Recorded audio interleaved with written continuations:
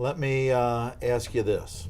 So you came to this job. How long have you been in your current position? 6 years.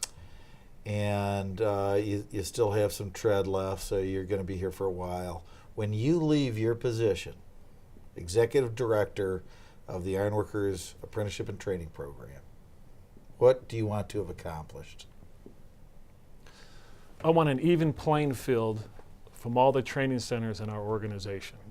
We have some Cadillac programs across the country. We also have some programs that need a kickstart. We have some programs with some great funding and great people that make them a great program.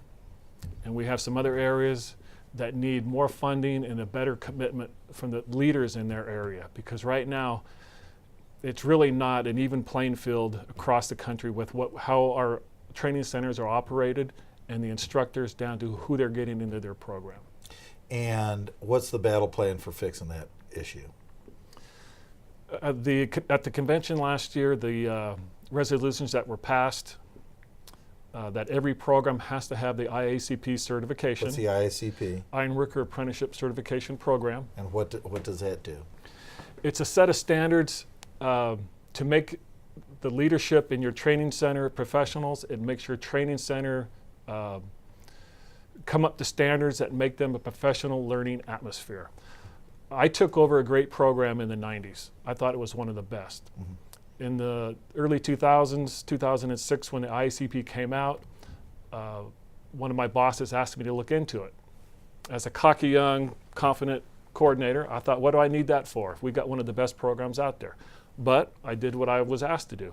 I looked into it, and it made me, accomplishing all those goals, all those bullet points, made me a better coordinator in our training center, a better training facility to learn at. And if we have that across the board, it's going to do nothing but raise our standard of education in our programs. So when you walk out of this organization on your last day on the job, you throw the keys to the next guy. What are you going to tell him to do? What's your advice to whoever succeeds you?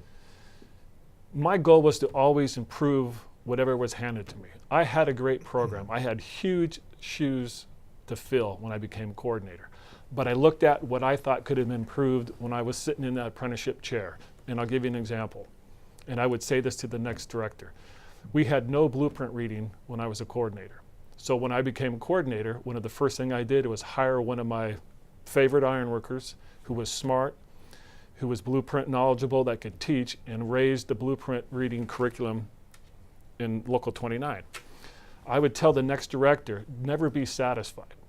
You got to throw away that rearview mirror. You got to look forward. How can you constantly do what you can to improve the training, improve the instructor program year after year? You could never be satisfied.